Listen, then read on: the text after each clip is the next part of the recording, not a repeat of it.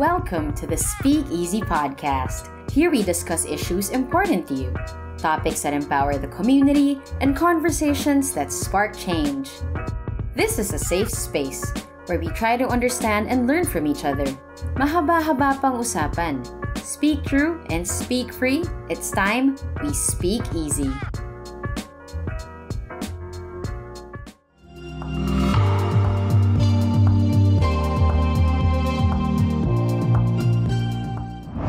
Hello everyone, my name is Inka Magnaya and I am a content creator and podcaster.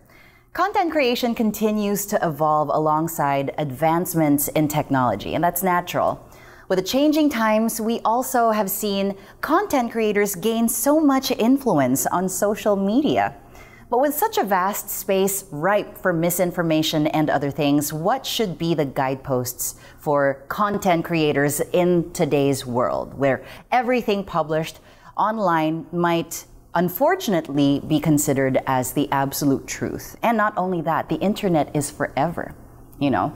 So we have a lovely panel of interesting minds that will be joining us today in our Sunmiglight Speakeasy podcast, a mahaba-habang usapan on the evolving roles of social media influencers and content creators, brought to you by CNN Philippines in partnership with Sunmiglight. Would you like to introduce yourselves? Hi, my name is Andoy Evangelista. I'm a sociologist and I study queer politics, gender and sexuality, and popular culture. Hey everyone, I'm Nikki Regulario. I am a live stream operations manager on TikTok and I am also a content creator. Hi, I'm Jaco De Leon. I'm the executive director for the CICP, or the Creator Influencer Council of the Philippines. I'm also a content creator and producer. Isn't that so cool? We have a council. Yeah. Yeah. It's super cool. It's super cool. It is. So, before we start this conversation, I want to present the question, how did we get here? How has social media and content creation evolved over the years? I think it was 15, even 10 years ago when I was doing my undergrad. At that time when we were doing media studies, we called the internet alternative media. And now, it's hardly alternative. It's the media now. Right, it's no longer an alternative media. And I think it has something to do in large part with the development of technology. Then there was a segmented kind of technology. You know, you have a mobile phone for texting and calling, and then you have your laptop or PC for internet. But because of the development of technology, internet became accessible. I mean, there was a recent study by the University of the Philippines Population Institute. Almost more than 90% of the Philippine youth actually owns a mobile phone. So it becomes accessible. So with that accessibility, also, there's another layer to that development. There's integration. Like now, you can do everything. In advertising, they used to call it tri-media, you know, radio, print, and television. Yeah, because I used to be a radio host. Right. So I was exposed to that. You can hardly differentiate it on social media. Everything is there. And for you, Jax, because you've been in this industry for a while now, you've seen the change. Hashtag old. Hashtag old school. Yeah. You've seen the change from how social media was before and then till now. What are your thoughts on that? There's a lot to do with what Professor Andoy was saying. Parang when I started, that was around 12 or 13 years ago, right? When you were doing your undergrad. When you were doing your undergrad, I was working. I'm old. No, but I've seen it grow. I think that's what we have to take into consideration. It has grown so much. Because when we started, it was alternative. That's the reason we did it. The reason we did it was because we didn't want to do what was traditional at that time. We wanted to be our own selves. We wanted this, you know, independent kind of production. We wanted to find our own audience. And now it has grown so much, and it's literally a society. Citizenship, right? Citizenship, yeah, and I right? love that, a social media citizenship. Right. We're all citizens in this, whether we participate in one way or another. Yeah. How about you, Nikki? 13 years ago, I was in high school.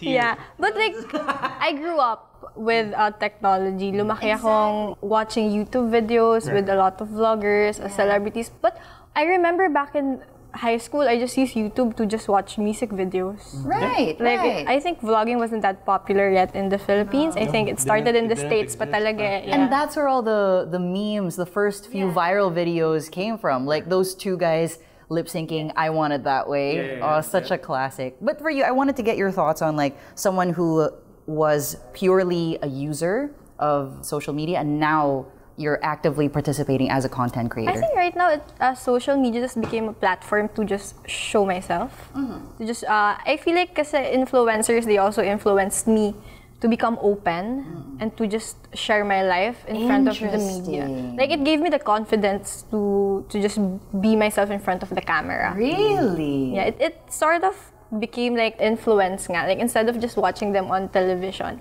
I realized na I'm never gonna be on TV. So might as well just be online. If I want to be someone who's well-known, who's able to influence people, where I can just share my life, then I'll just do it on Twitter, on Facebook, and right now on TikTok, where I'm most active talaga. And that's beautiful, diba? Like, parang if you're looking at it from that lens, social media and platforms gave voices to people that were voiceless prior, right? They were audience, they were just bystanders, or there are people that literally had no voice in society, and now they do. Now they're popular even, right? If you go on TikTok, there are so many people that you're like, oh wow, this person has a disability, but now they're being seen, now they're being heard, and that's one of the beautiful things about social media in general. Yeah. Right? If we're gonna start with the beauty of it. Right? Yeah. Parang there's no criteria to be online. Like everyone is in there. Which brings me to Professor Andoy. I'm curious how you feel like social media has kind of like, because you study sociology, right? There's some value to what Jaco was talking about. Like it allowed for voices to be heard. Many scholars would call it democratizing media because in the previous forms like television, radio, It's one way. Yeah, it's one way. There are various gatekeepers who actually screen who can enter and who cannot enter media. It's like an audition process, and there was screening. And there was rigid standard, like you have to look in a certain way, you have to speak in a certain way. With what social media is that now you can work hard to actually gain that capital to be valuable in social media. But to add to that, it's not only the content creators who gain the power. Audiences also gain the power. Because in the traditional media, there was no direct real-time response. Like you have to wait for the ratings, you have to wait for things like that. Now it's You have to write a letter. Right. Thought about this earlier. Now you can just comment, you can just like or press the heart button in a snap, and then there's a real-time reaction to it. Of course, there's a danger to that as well. We'll probably talk about that later, about how that kind of empowerment leads to certain kinds of dangers in social media. But yeah, there's an empowerment from the part of the audience to actually voice out what they want to see and what they don't want to see in real time. Also, I'm a content creator, and I've been in like influencer marketing for like a year now, maybe a couple, and I feel like I'm in the middle spectrum between you guys. And when it comes to like immediate reactions from people, I feel like the immediate reactions from people has the power to shape what's really out there. Because what happens is that's how trends are born, right? And then sometimes creators can kind of lose their way because engagement goes down, because that's not the trend. So, but they want to be relevant again. So they do the trends. So sometimes, like a side note for if you're a content creator, aspiring content creator, what I always tell them is you have a core belief that you hold on to. Simplify it to like one sentence, right? So what is your one sentence? For me, it's, I just want to help. Right? So when I do my podcast, I just want to help people sleep.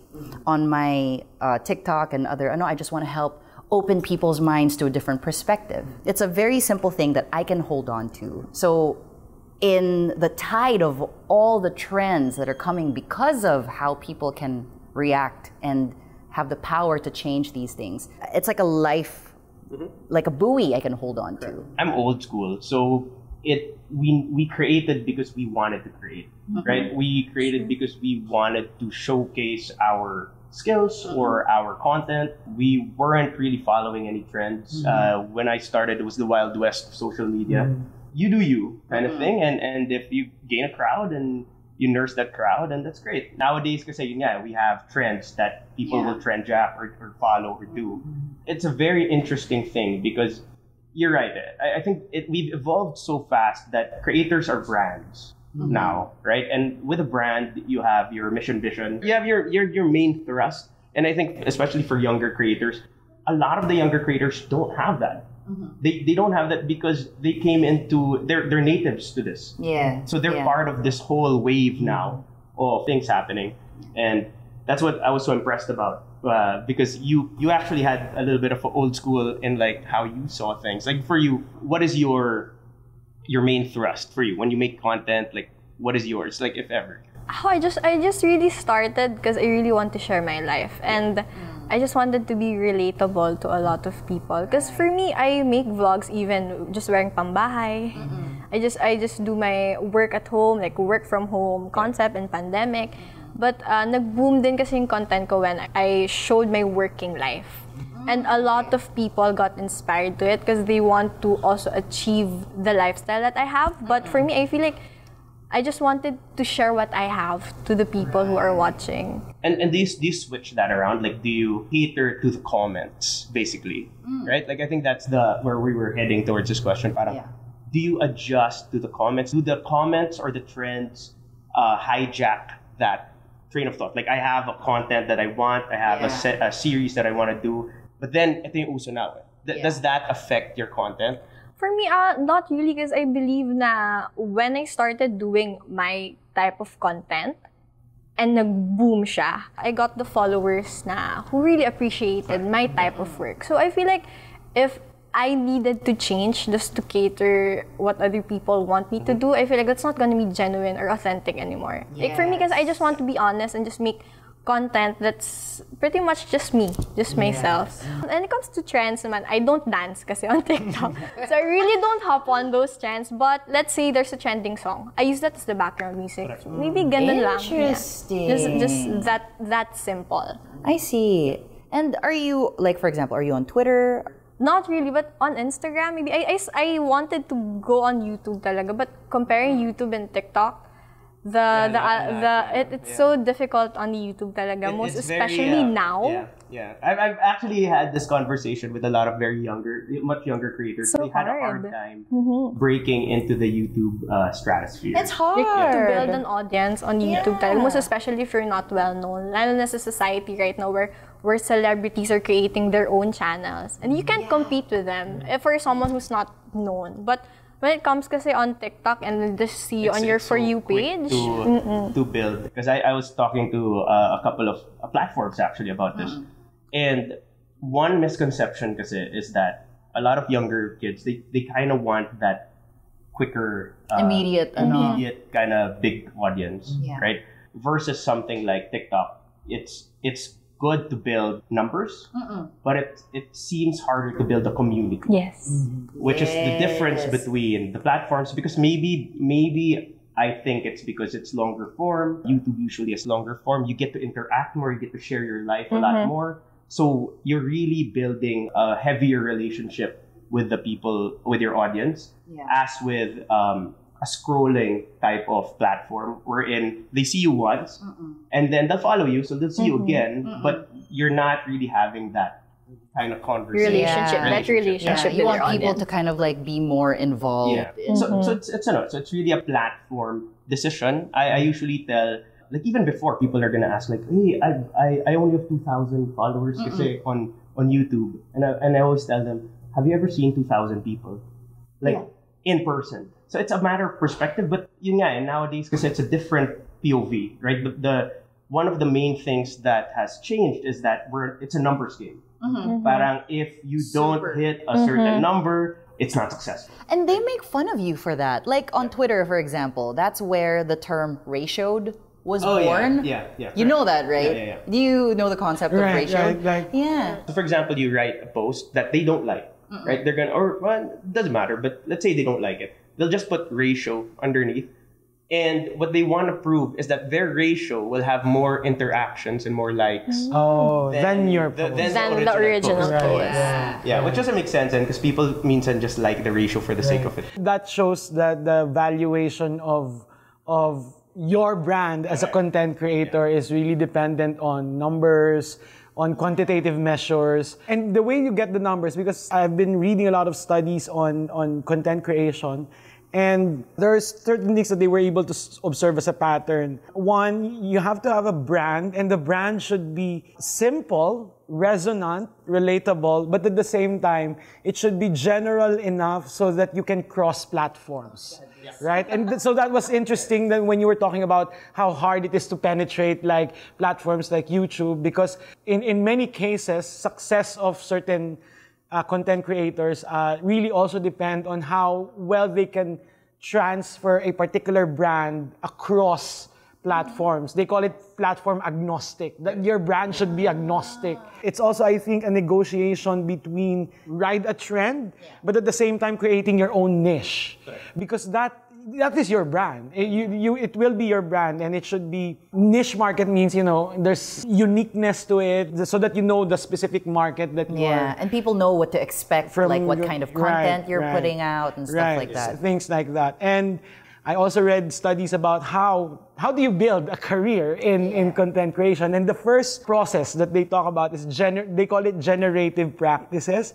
You have to gather attention. You have to build your followers, which is actually the currency in social media. It is, which is so funny when people use that as an insult. You're such an attention seeker, and it's like it's our job. This is it's our job to do. No, but I think that's the extreme of it. I think before we would always say like the beauty about social media is that you have a chance to find your audience, and you have a chance for your audience to find you. Whereas with television, you have no choice because you're at that time slot, at a particular time, at a particular network with a demographic that's watching that TV, that particular station. Right? So that's the difference back then. So you're seeking out, not the attention, but you're seeking out your audience, your niche. Yeah, you gotta send out your feelers. positioning. And I love that you brought up, that agnostic kind of point of view, because that's usually what I tell a lot of creators. And Inka's a very good example of someone who has transcended. And we talked about this before. That one thing that I was so impressed with her, even when she was starting out, was that she transcended her main platform, and she started with a different platform, and she's seen on all the platforms, and she's doing well in all. I did that on purpose. Yeah. I started on Twitter, right? But actually I started on Facebook. And then I built my Twitter, and then I was just like, you know what? I'm gonna cross post because these things are doing so well. Correct. And I was just like, there are different audiences per platform. So I was like, I have this one that's doing well here. I'll post it here on Facebook. It's doing well there. I'll post it on Twitter. And then I'll post it on YouTube. All of them just went. So I felt like I was doing this. Like always testing. And that's the way to go. It's kind of like martial arts, where you would have a karate guy versus a sumo wrestler or whatnot. Now it's MMA. Now it's MMA. You have to have all disciplines if you want to be successful. There. If you're just one-sided, you can't expect to compete with someone who's more well-rounded in terms of that. But that also doesn't mean you cannot win. If you're a kickboxer, it doesn't mean you can't win kickboxing competitions, right? You can be successful in your own niche, in your own platform. So if you're a TikToker, if you're successful on TikTok, that's a business model to have. But my issue now is when you have a bigger platform, of course, you're exposed to a wider audience. And that's like a whole array of different sorts of people, So you're going to get different kinds of reactions. And I feel like per platform, you have, like a different kind of person, right? And I would say the most intense reactions I've received would be from Twitter. And I think it's because it's kind of a lawless land over there. Which was one of the reasons why I left that platform. Well, I didn't close my account, because I took so much time building that. I don't want to lose it. I parked my account there. But I had to take a step back because it has, so we were talking about how people can freely interact, right? I feel like that one has taken it to the next level. Personally, I actually enjoy Twitter because I was there when it started, right? When it was starting out. My Twitter account is like 13 years old. Exactly, same. So I get it. And it's that, if there's two platforms, I would say TikTok has a little bit of that kind of Twitter interaction, not as bad. But the reason I like Twitter is because, and it's sad that the state of it right now and everything, all the chaos, right? But if you look at that alone, right? We're looking at the chaos that's happening on Twitter and we're talking about it on Twitter. Right? Where are we following the news? On Twitter. Yes. Where do we get our news? On Twitter. Yes. Oh, this person passed away. This is what's happening right now. That's the beauty of that platform. And it's sad that, it has been kind of reduced to this kind of Wild West, right? Wherein the beauty of a micro vlogging site is that there's no other site. There's no other site that can do what Twitter does. That's true. So if it goes away, or there was a whole news thing about it being shut down or whatever, you have like all these companies pulling out and whatever. And I feel sad because as someone who enjoys the value that Twitter provides, society, especially the social media, industry, we're talking about a whole separate thing. Instead of looking at what Twitter could be. Yeah. Right? And we've lost that conversation by now. Yeah. I want to pick up on what Twitter could be. Prof, are you on Twitter? Yes, but I'm not as active as I am in other platforms like IG and Facebook. Okay. But I'm there. They will say I'm a lurker in Twitter. Which is great for observation. Right. I don't know if it's a sad thing or whatever, but this entire worldwide, the mess that we are talking about now, what's happening on Twitter, is what it tells me is that we don't only get our news from Twitter or Facebook or other platforms. We also do public discourse in these things, right? Like even political issues, we discuss it there. There are two cents in that. Like one, people can voice out what they want to say. But at the same time, if you think about it, we are having discussions about political issues in a private, corporatized space. Right? So like an echo chamber? Not just it's an echo chamber, but at the same time, it's at the mercy of CEOs who are making those decisions of how to run these things, right? Yeah. So now what I am actually worried about is because of the mass resignations, for example, in Twitter, is that how is my privacy being protected now, right? Things like that. Because I've read certain articles of people from the data privacy departments are trying to mass resignation and things like that. So these are the things that really is important to think about, because we don't think about it, data privacy, we don't think about it like when we use it every day, right? But when we really pause and reflect, it's really dangerous to have your data out there and, up for grabs, right? I think that's the main issue of social media in general. Right. I mean, ever since there was a whole Facebook issue with no election. I mean, they also laid off like 11,000 people around the world, right? I think it's a main concern. It's kind of like when you download apps and you don't really think about it. You don't really think about it. You just click, okay. You don't read. Oh my God, I was just going to say that. You don't read the terms and conditions. These are privatized companies, right? They put it there in a fine print and we don't read it. So there's also that responsibility or irresponsibility from the user to not looking at it, because we look at it as like, wow, playground, but we don't look at the fine print.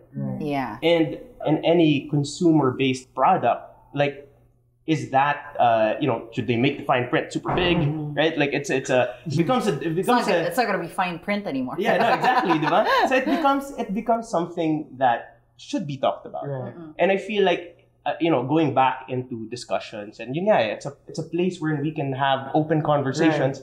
I think society has created echo chambers basically, and we have mini echo chambers and bubbles that we have pushed each other on both sides, that we have reduced full conversations such as this to a polarizing not even a thing, it's just a thought.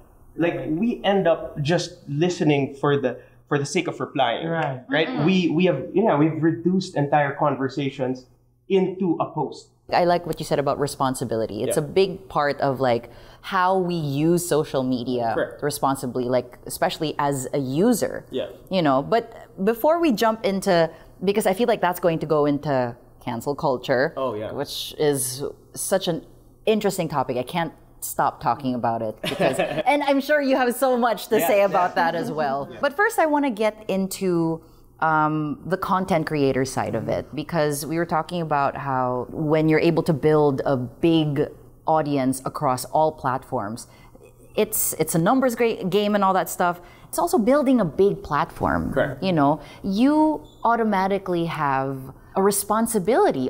To me, I feel like there's a responsibility. And this is something that I often say na parang, as a content creator, when you're able to build a following, no matter how niche or how, generalized, it's an influence over that audience. So how do you feel like content creators should use their platforms? I was thinking about the difference between, using the word endorser and influencer, and what kind of how are they different in terms of the roles that they are expected to fulfill. I think an endorser is, your responsibility is to the brand. And I think there was a discussion about influence is actually a moral term. Like, you don't influence people just to buy something. But if you use influencer, it's sort of like has a moral ring to it, like almost on all aspects of life. Like influence is actually a political term. Because if you're an endorser, you encourage them to buy the product. Buy a brand. Yeah. But influence is much more a bigger kind of verb and action, right? So I think that's the kind of responsibility that is on you guys as influencers, as content creators. Yes. Right? Which brings me to Nikki. I'm curious about how, if this is something that you thought about going into content creation, like when you build a platform, what were your plans with that? For me, I just wanted to share my life, just like what I mentioned. And honestly, I didn't really expect it to grow that big naman talaga. But if you're gonna start on something, you have to be responsible for it talaga. So right now that I have 50,000 followers, I feel like it still has power.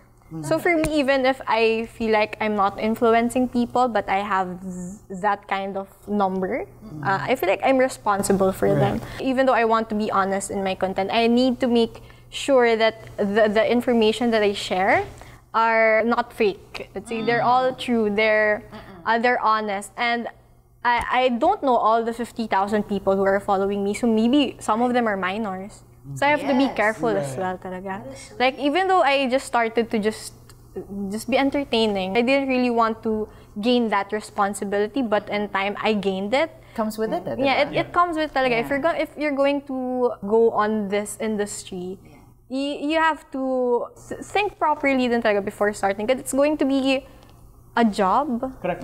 Somehow, even though there's no contract or anything, but since you have a platform and a lot of people are following it, you have to be responsible for it lang talaga. Even because I know a lot of people who like, we shared it nga kanina, you guys shared it nga na, you just wanted to share it. Like, I'm not an influencer. I'm not here to influence. But you have to educate the people who are following you also. Yeah. There's a term now, a micro-influencer. Yeah. I mean, like there's nano pa nga. I mean, at the end of the day, I mean, yun nga, that's why it's hard, it's semantics. And Professor's correct na, influencer as a word, not as a term, but as a word, is very deep. I honestly hate that word. Yeah, no, same. Because I don't feel like I am an influencer. No, I think it's also unfair because of the weight of that word, or at least the perception of the weight of the word. Right. We put it on the shoulders of new creators. Right. And now you're like, no, you can't do this because you're influencing this. And I agree with her that there's a responsibility, obviously, off the bat, right? But it's also it's a conversation that needs to be had by all the stakeholders and all the actors in the community. And that's why, for example, for CICP, for the Creator and Influencer Council of the Philippines, that's why we created it, because we have to understand there are more stakeholders. It's not just the creators, not just the influencers. It's also brands, it's also agencies, it's also audience. Yeah.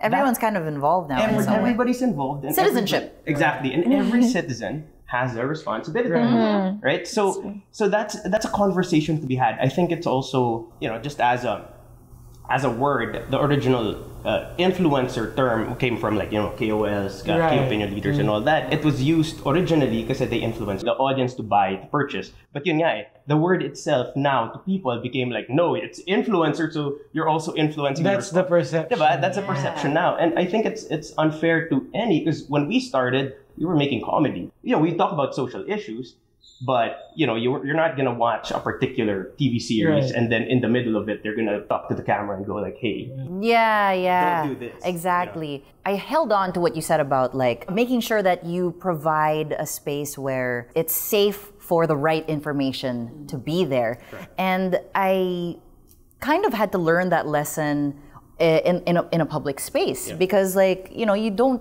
jump into it thinking I'm going to get this responsibility or whatever. Like I totally understand.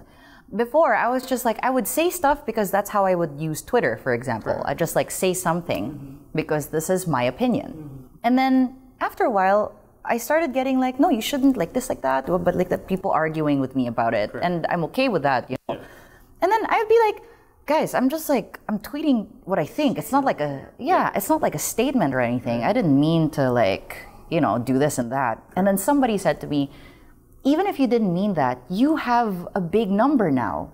Yeah. It's whether you like it or not, you have a responsibility. Yeah. So for example, come election time, I had to be really careful about that. What do you guys think about, influencers, content creators involving themselves in that space?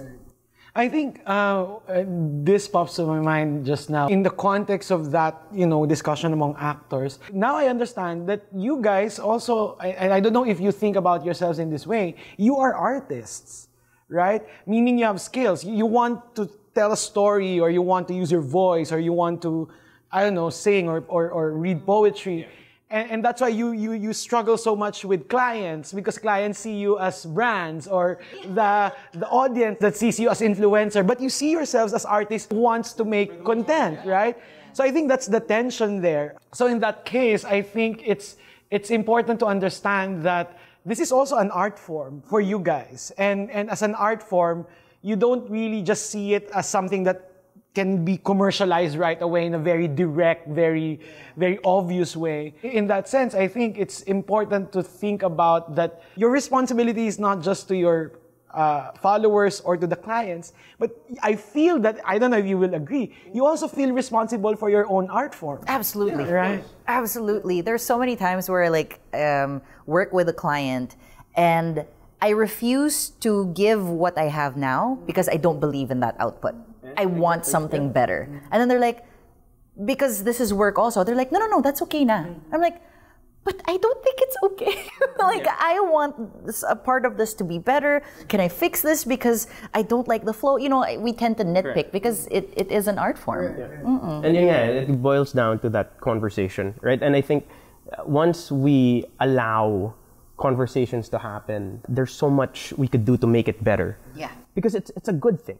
I think social media is a good thing. That's why it's social media. It's allowing people to communicate and all that. It's a double-edged sword. It's a double-edged sword that doesn't have to be. Yeah. You know what I mean? But it is. It is. It doesn't have to be, but it is. Because for example, we were talking about responsibility, right? What other item do you associate responsibility with? Usually kind of like a weapon of some sort. Yeah. Diba? You need to use it responsibly because it can be used to enforce something good. Yeah. It can be used in a lawless land, for example. So cancel culture is one of those things. Like social media is a double-edged sword. Cancel culture in itself is a double-edged sword. It's basically a weapon. It's a weapon. It's weaponized, yeah. Yeah, because, in the beginning when cancel culture started, it was a way to keep people with big platforms accountable. Correct. To make sure that, you use your influence to influence something good. Diba? And then now, every little thing is nitpicked. And if somebody doesn't like your content, it's so easy to be canceled. Yeah. I know a lot of people who've been canceled, but gladly I've never participated in it. Yeah. So I feel like you don't know what's going on in people's lives. Correct. So you have to be careful with your words din talaga. But with cancel culture, people who cancel naman are just anonymous. Yeah. They feel powerful to comment those hate words. Yeah. Kasi you don't know who they are behind the comments. Yeah. But once you find out who they are, they get shy din naman. They won't respond. Yeah, they back off. And I love how Professor put it, digital kuyog. Yeah. Right? And if you look at it as that, there's that part of kuyog we're in. They're anonymous, but because they're strength in numbers. It's a herd. It's a herd now. Which is what you study, right? It's part of, because I asked Professor kanina, how do you define sociology? It's the study of human behavior when they act as a collective. And social media is a very interesting place for that because in social media, it's not all about, but a huge part of it is really about how you present yourself and your identity. And identity needs a group. In order to feel an identity, you need to be able to see who are like me. Yeah. And the other question is, who are not like me? Right. So you put them there. Yeah. You put away from you. the You're other, not here. right? Yeah. So I think, in that case, we haven't bring it up, but the idea of woke is an identity. We are a group of woke people, and therefore those who are not woke are there and will cancel all of them. So it's an identity kind of thing. If you're not with us, you're against us. Yeah. Having said that, if we parallel the idea of kuyog, which is, in Philippine culture, yung kinuyog yung tao who probably nag-snatch or something. Sometimes, kuyog can be the tool of the powerless because they don't have power in any other spheres of their lives. So they band together in a particular form where they can feel powerful. So, as much as there is responsibility on kuyog or canceling people, like we should not be able to, I am a believer on rehabilitative kind of justice. I don't really like retributive justice. You allow people to evolve, you allow people to to change, things like that. So we have to understand na baka yung kuyog, baka yung canceling is also coming from a place of insecurity of people who want to cancel. So it's a very much bigger issue to me. Of course, may responsibility dun sa mga nagka-cancel, di ba? Pero meron ding mas malaking system of society that makes them powerless. So they find other ways to be powerful. To feel that power. So there's something probably in the system that we need to think about and talk about so that people don't feel that kind of insecurity to actually oppress others. May isang quote lang yung isa kong paboritong philosopher, sabi niya, yung oppression, most of it comes from a place of insecurity. You oppress others because you're insecure. Yeah. Right? Yes, things like that. So if we address that problem of why people are insecure, then that is a huge way to address hindi ko alam kung address or solve the problem of cancel culture. But if it comes from that place, then we should do something as a society to make sure that nobody is insecure to the point that they will oppress other people. Yes. I agree. The thing then about cancel culture is I agree that it started from that place wherein people needed to join forces so that they can level the playing field, right? But minsan kasi it has evolved into a more weaponized kind of thing wherein, the problem nga is that conversation, and I keep bringing it back to that because most of the quarrels and arguments are literally due to the wrong tone of voice. But I feel like in cancel culture kasi, if one person speaks up, sasali na yung iba. Sometimes for the sake of joining. They just wait for someone to speak up. Right. And then they're gonna join forces. And then if they find someone disagreeing as well, parang they're given the platform to also disagree with this person, then cancel this person. And once, that's like what Professor mentioned nga kanina, once they had that community to fight against one person, they feel powerful na. Kasi the person they're fighting over naman has like, let's say, 1 million followers, diba? It makes them feel more powerful, I imagine. And I feel like that's like what I mentioned kanina.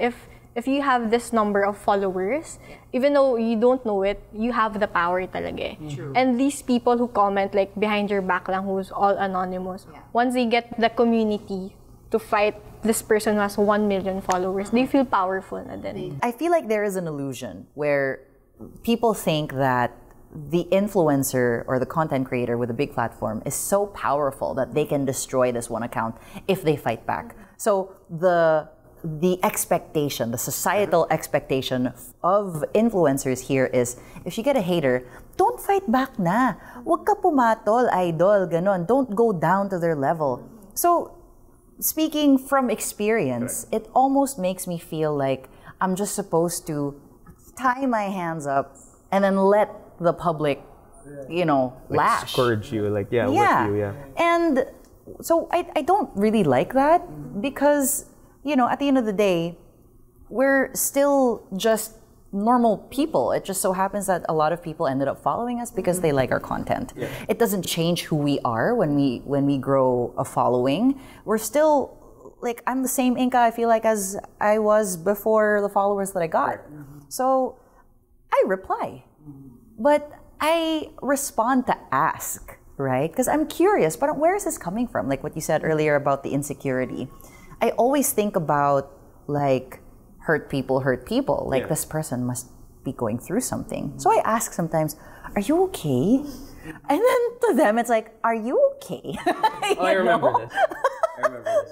And it's so frustrating to me because it feels like we can't. But Prof, how do you feel about that? Like, should we even fight back or respond? Right. It depends on what kind of fighting back are we talking about? What kind of response? Right. Are you there also to cancel the cancel Defending the cancel list? Are you responding just to also cancel the person, or do you want a genuine discussion, a genuine conversation with the person? Hindi ako magsasabi na you fight back or whatever, pero what is the intention? What is the intention? And number two, what are you ready to do? Right? Are you mentally prepared to actually get into that conversation? Because not everybody can get into those conversations. If you're not mentally prepared, then you might just say something that, you really did not intend, hurt people and all these things. But I think there should be a better understanding, I think, between the influencers or between the content creator and the audience. On the part of the content creator, you understand that regardless of whether you accepted the fact that you are now influencers or not, you have a certain power, you understand that it came with the territory of the kind of things that you're doing.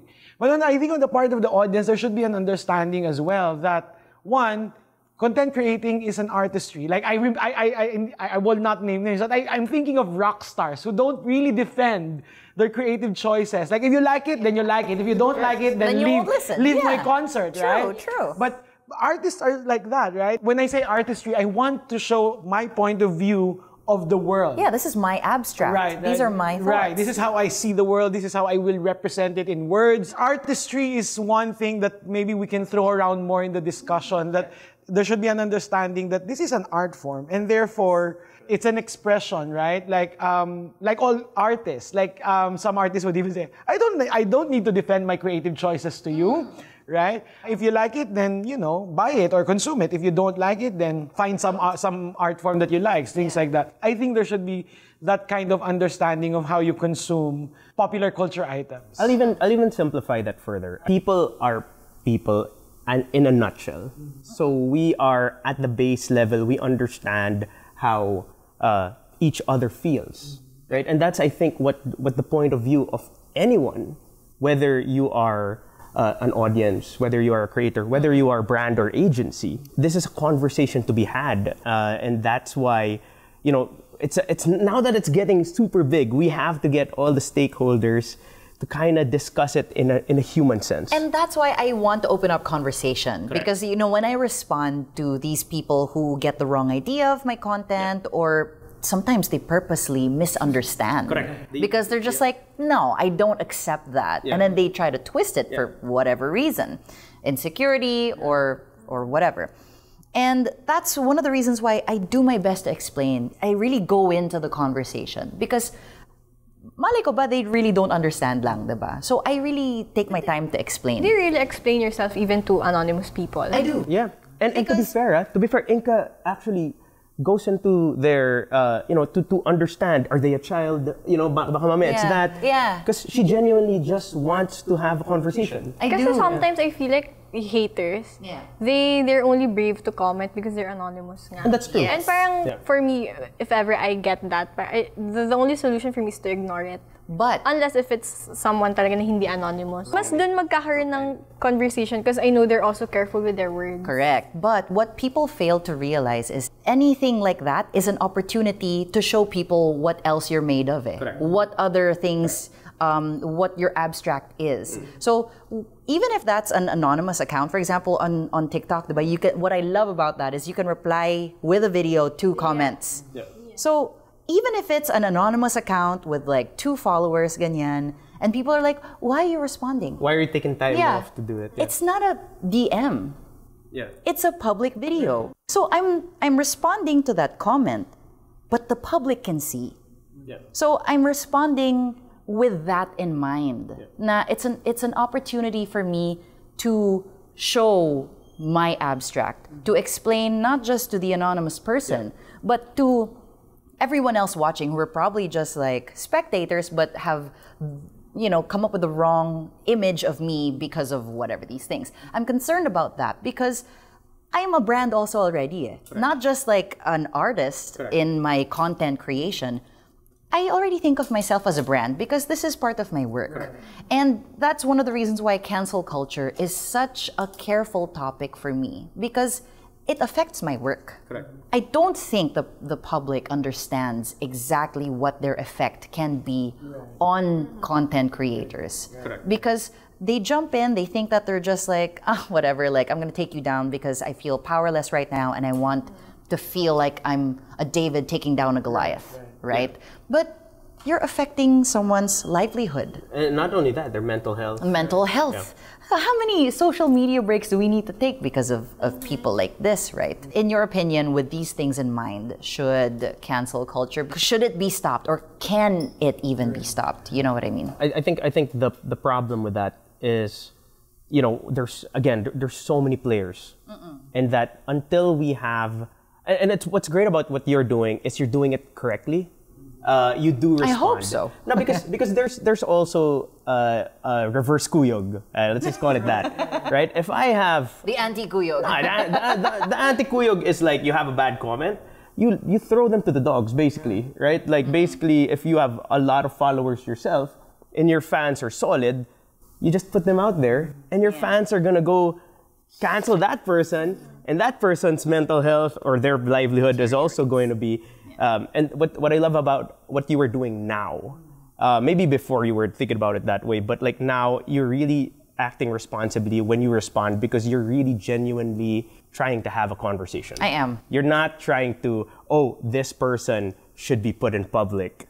And all of us, all content creators have gone, well, maybe a lot of us that have been here for a while, like have gone through that, ganun na, sige, I'll retweet your comment. Yeah. And then, bahala ka na. Yeah, have at Good it. luck. Until they delete it, and then everybody's, they deleted it. Yeah. Wait, I have a question. I want to jump in because I know that you have brand experience. You're a content creator, but you also come from the other side. Does it affect the decision, brand side, if you want to work with a content creator, when they do things like that? For example, when you see me responding, does it affect your business decisions in any way? So I actually worked in the e-commerce platform before. And I worked under live stream. So I've handled also live streamers. And I feel like these influencers who do live stream actually tackle more of the cancel culture because they say things right there. Live talaga. Like people can hate on them during their live streams. But I guess on my part lang as their manager somehow. Because right now I also work on TikTok. Also, so yeah, I transferred them to live also. Yeah, and right now I still handle live stream. And every time my influencers, my content creators go live, of course you will see comments who will hate on them. I guess on my side lang as their manager, buti nga, we have this parang tool where we can just block the people. Because it's going to ruin the mood. Because if we're just there to do live stream for, let's say, a brand, this person is promoting the brand and this comment is ruining the mood. I'm sure the influencer will feel safer if I help them like block these comments. There's like an appropriate time for them to comment these comments that they want to share. But unfortunately, they don't choose the time. There's no time. They just and they do it after. So, kunwari, if you say something on the live stream, even like days after, biglang that live stream clip is gonna pop out, right? And yeah, no, I love what you were saying about giving protection, and I think that's also for platforms to now we're looking at the platform's point of view, right? Because this is their business, also, right? And I think they also have a responsibility to protect both the audience and the creator. They have to mediate. Because the audience gives them, obviously, a base, money and all that, right? And the creator gives them content. And that's also why they go to the platforms. You don't go to YouTube because of anything else, really, other than a search engine and, what do you call it? Like videos. Yeah. TikTok, same thing. And this is a point I want to raise.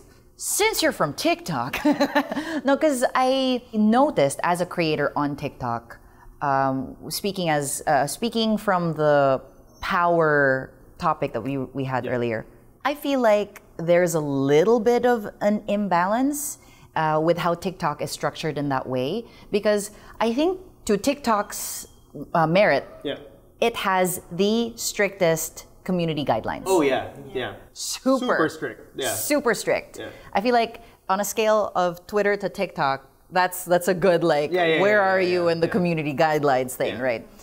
But I feel like on TikTok, the user, especially the anonymous user, has so much power, too much power over the creator. Because it has happened to me where I released content before, and then there was just like a group of people who did not like that content because they liked a different creator and they were fans of that creator and they didn't like my stuff. So they mass reported my videos every day as unsafe sexual nudity when it wasn't at all. And now I'm dealing with the repercussions a year and a half later still, because like videos would be taken down. My videos are consistently tagged as sexual, even though they aren't, because the monitor has already gotten used to my account as being unsafe. Yeah. So there really is a power play. I think the users feel like they're powerless against content creators when in fact they have the most power right now. They have the most power. Yeah, they have the power to change the tide. It feels almost like a... I mean, they decide the trend that's going to be trending. They decide a trend, and then they're like the Pied Piper. But creators can also appeal naman. We can, but we have to go through the appealing process first. The video suffers first. You know what I mean? Oh, and people have learned once it's back, the algorithm sucks. Exactly. Exactly. And people have figured out how to bypass certain things, right? Like, they theorize how to bypass certain things. So they'll like not say a word, but they'll spell it differently because they understand that the algorithm will like pick it up, right? So they change one word or one sentence, but they're still saying the same word. To the merit then of the platform, this is something that all platforms should really take a look, because they have the most power, the platforms, because they decide, right? If today this is how TikTok's gonna be or Twitter's gonna be, but again they also listen to the people. So it goes back to that. All right, we all just have to chill out, take a step back, so that we could leap forward, kind of thing, and learn how to communicate. Right. And more than anything, I think as a sociologist, from the sociological point of view, I see cancel culture not just in the vacuum of social media, but it is part and parcel of a broader social system where we have this belief system that justice should be punitive, should also be only about punishment, and just cancel people. I like what you said earlier about, what is it? Rehabilitative, right? Yes. And, sad to say, this has worsened in the last decades because of all not just the national leaders that we had, but in the world. Like, many leaders that were elected in the world, have that kind of belief, that propagated that belief where justice equates mainly to punishment. Yes, right? That's the only way to achieve justice. That's why there are activists now who are thinking about, who are actually fighting of, let's reimagine justice in a different way.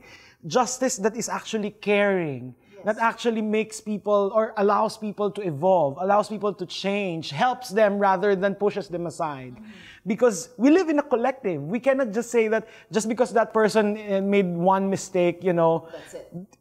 That person is no longer human and therefore deserves ostracism from whatever kind of group that we are, like in social media or in the physical world. So I think really it's also about thinking about, in a more broader sense, how do we really deal with mistakes? Right? I like that question. I love that. It's not necessarily, it shouldn't be just about punishment, right? Of course, in some cases there should be consequences, especially if the transgression is really, really violent or something like that. But we have to, even in those instances, we have to help those people to actually... The punishment should fit the crime. Right. And it's not even always a crime. Right. Yeah. And it's not even fitting the crime. It's also helping them.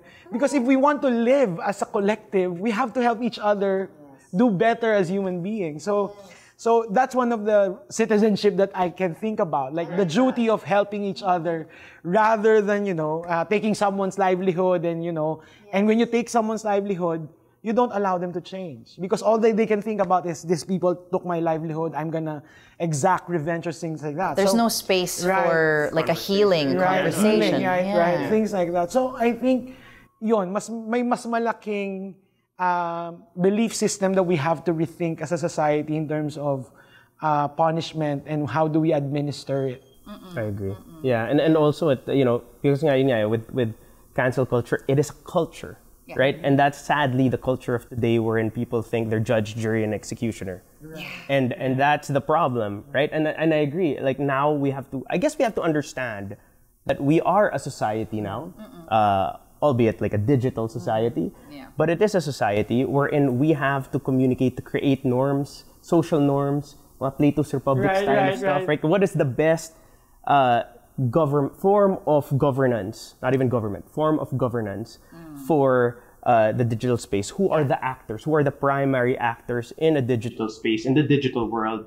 Who are the minds that should be, dealing with everyone else? Yeah. The sake of everyone else. Yeah. Because despite all the negativity, when you dig away at the dirt, social media is a beautiful tool. Yeah. It's a tool for people to communicate, for people to come together, create different ideas, collaborate. Yeah. For people to show what they're made of, for people to bloom. Yeah. Because before you started your content creation journey, what was your life like before that? Were you like a shy No, not really. I'm actually very madaldal. Okay. I'm an extrovert and I love communicating with people. Maybe that's why I'm in ABCom. I graduated ABCom. So that's really my type of work, talaga, media. In short. But I've always been interested like being in front of the camera. That's why I watch vloggers. I've been influenced by them. It's a nice scenario then. I was influenced by those kinds of people. Wherein I'm hoping that I can do the same to other people also. Yeah. Were you watching parang same kind of like they would vlog their daily life, ganyan? Okay. But mostly on YouTube because TikTok is very new. Yeah. Yes. But I feel like right now for small creators like me, it's a great platform to start talaga because they're short videos it's so different from your generation. No, I agree. I watch a lot of TikTok. No, but it's so different talaga from videos on YouTube, just like 10 minutes long. Because I also tried YouTube before. Yeah. And it's so hard to compete because a lot of people are trying YouTube. Yeah. So what I love about TikTok right now is this. Is even though if you just post a 30-second video and that gains a lot of views, you gain the followers. There's an accessibility to it. Literally, someone commented on my video before. One of my favorite comments ever. They said, "Kaboses mo si efficacent, yung may songay." And I was like, Maleficent, by the way. Just so that we get there. And I replied to the video. I was just laughing. I read it. 2 million views overnight. Yeah. You know what I mean? And that was like, what? A 15-second video. And I got followers from that. And, it really is a beautiful tool. Yeah. And you can exact so much positive change. Correct. Because, like you said, when you're influenced by all of these people that you watch, whether people understand it or not, also, like, so content creators, whether content creators and influencers understand that we end up having a responsibility. Correct. Users, on the other end, whether they know it or not, they're influenced in some way. Inspired. Or they're inspired, they're angered, they're triggered, they are moved to do something. So it's a spectrum, right? Like, people can be so resistant, they're hard as stone. Yeah. And on the other end, people can be so pliant that they'll do anything that you say that for them to do. So for you, Prof, how important do you think it is for social media users on that end for them to be able to discern and analyze for themselves what they see online. Right. Yeah. There has been a lot of conversations about digital education and where do we put it in the curriculum or how do we teach people. Because they're educational creators, right? Diba? How do we make sure that, or not make sure, but how do we teach younger generations in particular of how to be that discerning in terms of social media? I think what I've been seeing, because I've been observing, particularly I part of my research is the last elections. There are a lot of young people who were participating and were very discernful, and they discerned ideas and information. It's not just the responsibility of the users to be responsible. I think, I guess, I'm coming always from the premise that our institutions of society should be able to help them. Education, the state. So like outside of social media. Yeah, like they have to be, we have to, for example, one of the greatest example of this is that the European Union is way ahead of anyone else in the world in terms of creating laws about how to regulate the internet or social media. Really? Yeah. In terms of data privacy and all these things, like informed consent and all these things. We can look to that. Like, we haven't mentioned that the state also has a responsibility to actually establish laws. Like, we can't depend only on corporations to make those guidelines, right? The state should be have... public, private kasi yung corporations eh. Pagka kasi nag-decide yung estado or yung state, yung gobyerno, there's a minimum standard at least so citizens can feel comfortable engaging in these kinds of platforms, like whether you're a user or an influencer. So, yes, it's important to be responsible, but that responsibility does not lie on the users alone. It relies also on our different institutions to help us to make those smart decisions on social media. And to jump on that, that's why we, during the pandemic, a couple of people, and as well as myself, we put together the CICP, right? Wait, how did that happen, by the way? Because exactly that. Yeah. We've been doing this dance for 10 years. All of us have been doing it for over a decade, and it hasn't changed much. And so we felt that there is a need exactly for that. We're not there yet to create laws for people, right? But we want to have a certain structure in place wherein we can converse, a certain avenue and place for communication between all members of the society. Like right? a UN of sorts. Like something like that, right? because the CICP is not just creator and influencer, it's also brands, agencies, and clients. Correct. So, yeah. You know how we're all just saying kanina na it's so fun how we're able to make trending videos in the span of like 15-second video out of a 15. But we tend to forget that it's also dangerous. It's parang in just a 15-second video, you can spread fake news. Oh my God, yeah. You can create videos that's not appropriate for minors. Yes. So just like what the professor said, I feel like everyone has that kind of responsibility talaga. Even if you're not a big creator, but you're able to create one content as long as you have that account, you still have that responsibility. Yeah, there are anonymous accounts who have made one video that have garnered 13 million views with the wrong information. You know, you don't even need to have It empowers them, emboldens them to kind of do more of that. Correct. So it's because social media is so accessible, the influence technically doesn't really just lie with the influencers who have platforms by default. Because, for example, on TikTok, I have 2 million followers. But I can make a video and it has like 10,000 views. But again, that anonymous account with one follower, with one video, with the wrong info, can spread like wildfire. And it's hard to actually correct that already if it's spread like that. Right? Because if a video comes out correcting that, it might not even get the same amount of views. And even if it does, it might not even reach that 13 million who watched it. Because there's so many people here in the Philippines, diba? That's why it's good to have this, right? It's good to have a conversation with, someone who's new, someone who looks at it from outside, from an academe. Which is so cool, which is by interesting, the way. diba? Like, and actually, I love the idea that you already have a council now. Like forming civil society organizations. Exactly. Right? That's exactly why we started it, because we were like, okay, what do they need as content creators ourselves? Like, what do people need? Oh, they need to learn about paying their taxes, right, or doing this, right? But at the same time, they also need a space so that they can voice out their problems. we're not here to solve everything, but we're here to listen at the very least. I love that you guys called yourselves a council. Yeah. But you guys need to wear the robes. No, I know. We have to like wigs.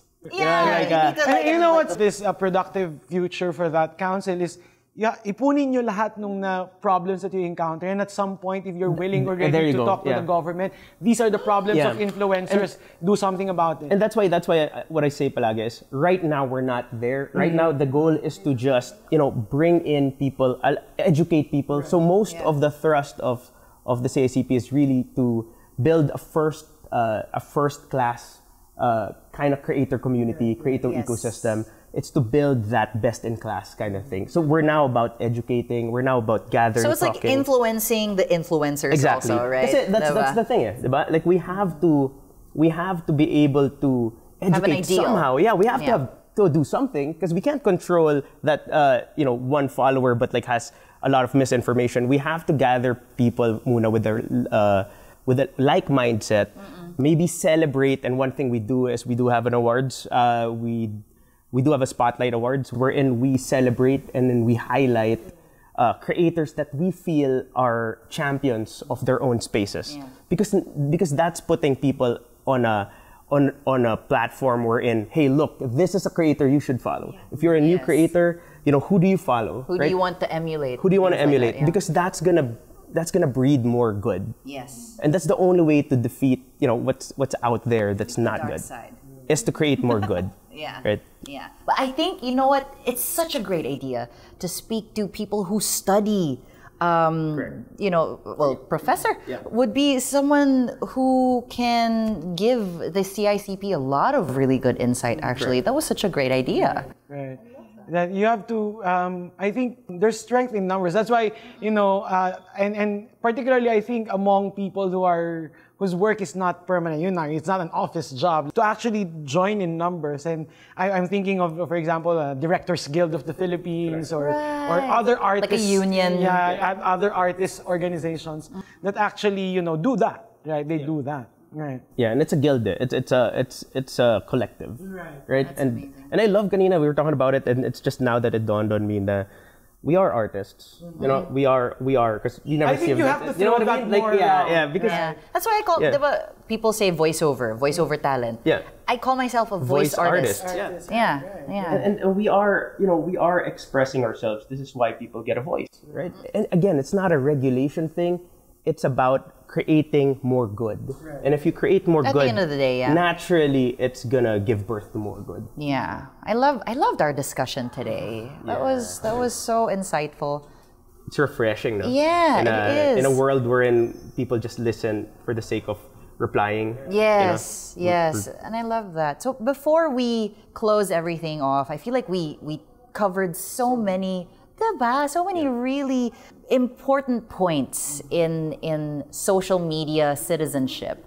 So before we close everything off, I would like to hear your final thoughts after everything that we spoke about today. Jacko, you first. Yeah, sure. I think especially for creators who are new, I always say, don't count the people you reach the people who count. Because that matters at the very base at the very core of being a content creator, is that what matters are, the people you are trying to share your art with, the people that you're trying to teach, or maybe the people that you're trying to influence if you're that kind of creator, right? Because I think we place too much value on numbers. Yes. That we forgot that it's just that. It's numbers. They could be trolls, right? For all we care. Right? I think that's something that brands also need to keep in mind. Correct. Numbers aren't everything, diba? Because it's for, we want to stay working. We want to keep doing our art. But if the art success depends on the numbers of anonymous accounts, then it's not a good ano. And that's why I like the term. But we're talking about endorser, and then we're talking about influencer. That's why for brands, I like the term brand ambassador. Yes. Because brand ambassadors share the same values and the same insights and the same maybe audience as a brand, and they are there to partner with the brand to be able to Send that message, create good content together, collaborate. So maybe as a last thing, it's better to collaborate than to compete. Right? There's collaboration over competition. Yeah. That's something you always say, and I love it. What about you, Nikki? For today, this is very refreshing to actually meet you, Miss Inka. I just see you online. And to hear your thoughts, like for someone who's just starting, and to how hear, did that feel for you? To also hear a professional person about your thoughts also, it's been very refreshing and interesting that I feel like a lot of people should be able to communicate the way we did today. You can actually really learn from it.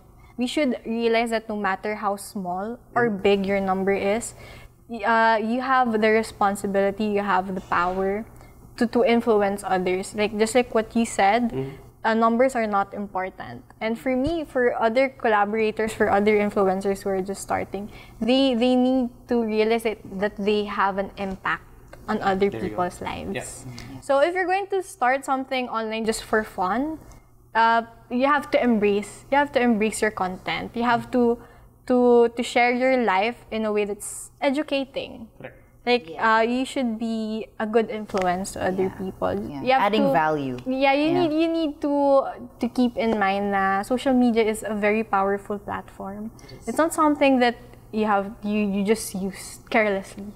You have to be for me lang, like last message to small creators, just embrace what you want to share with people, but just be mindful with the things you share, because even though you just have 10 followers, 5,000 followers, maybe, but you don't know, maybe in the future you grow bigger and your influence will matter to some people or even to a lot of people. Yeah, and they'll look back sometimes at your old Would they posts. do Yeah, that? diba? Sometimes they screenshot pa nga yung tweets. Oh, you from said that 10 years ago. Yeah. I'll cancel you They, right they now. don't realize that people change. Yeah. People.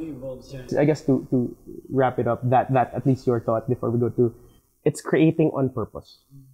You create on purpose. You do everything with a purpose, and if you do that, you're good. Yeah, for me, I always remember a quote from one of my mentors in popular culture studies. You know, she was also a sociologist. Ang lagi niyang sinasabi, kasi there was discussions about, well, pop culture is not as serious as studying politics or studying economy or studying other things, religion or whatever. But she always said, that's not true. Ito yung pinakalagi niyang quote. Her name is Laura Samson, and she's probably watching from the heavens. She always told us when we were studying popular culture, kultura ang kanlungan ng mga nalulungkot na kaluluwa. So in that sense, pop culture is not shallow, right? It is entertainment, but it's not shallow. I mean, there's artistry to it. Like even the most, mainstream things, there's an artistry to it because, people find meaning in them. So I think that's how I would end. Like, I think content creation and content creators should begin to see themselves as cultural workers who actually provide contents for people to actually enjoy, given na maligalig the rest of their lives, especially now that we have a lot of, social problems and, things that we face every day. What's 20 minutes of watching TikTok or what's 20 minutes of watching YouTube, it's a release. It's a kanlungan siya ng mga kaluluwan na kailangan ng pahinga. Things like that. So I think to me, that's how I always sum up the function of pop culture. And I think it's clear now that content creation online is part of popular culture. It is, absolutely. Before I cap it off, I'm curious if you have any final messages directly to content creators watching and to users. I think you have to begin to understand each other more. It's not necessarily bad to disagree. As you said kanina, sometimes it's the tone, sometimes it's the intention behind what the criticism is. Because I criticize even my favorite artists, right? I do that. It should always, I think, come from a place of respect and respecting the art form, respecting that each other as human beings first. That's the basic idea. Let's allow each other to Some evolve. leeway, right? Yeah. To evolve. Mistakes should not be the definition of your personhood, right? I mean, things like that. So we need to really work hard on our idea of ayun nga yung sabi ko kanina, ano ba yung norm natin in terms of dealing with mistakes? Do we want to be punitive, or do we want to take care of each other and let each other evolve as human beings? So I think that's one of the bottom lines of really developing a better relationship between content creators and their audiences. Correct. I love that. So many beautiful points brought up and so many things to think about. To close off this whole episode, to our viewers and our listeners, I just wanted to say my final thoughts on this one. Whether you are a content creator or simply a social media user or a viewer, we have to remember the word social and social media. It's a social tool. It's something that people use to connect, to be able to communicate, understand each other. For example, without social media, I wouldn't be able to speak to my childhood friend who had moved to another country. And without social media, I wouldn't be able to talk to one of my best friends who also moved to another country and just share pop culture things, memes, stuff that make us laugh and keep that friendship alive. Also, let's not forget that users and content creators, that's a relationship. We are in a relationship with each other in a way, right? We entertain you, you get value from us, or we help educate or open your minds. And then you also respond. You help keep us accountable. You fuel our art because we make this, in a way, you guys are our muses. So we must remember that there is a relationship in this that we need to take care of. We need to be more understanding of each other. We need to be more responsible, treat each other with respect. We need to collaborate and all these things. Basically, let's remember to be kind. Let's come from a place of respect. And if you have any other thoughts on this, we'd love to hear about it, and we hope that you enjoyed. And I just wanted to say thank you again to our wonderful panel. We have Professor Andoy, and thank you to Nikki, and of course, Jacko as well. This has been Inka Magnaya. Thank you so much for joining our San Miglite Speakeasy podcast. A mahaba-habang usapan, truly, on the evolving roles of social media influencers and content creators, and also its users. This is brought to you by CNN Philippines in partnership with San Miglite.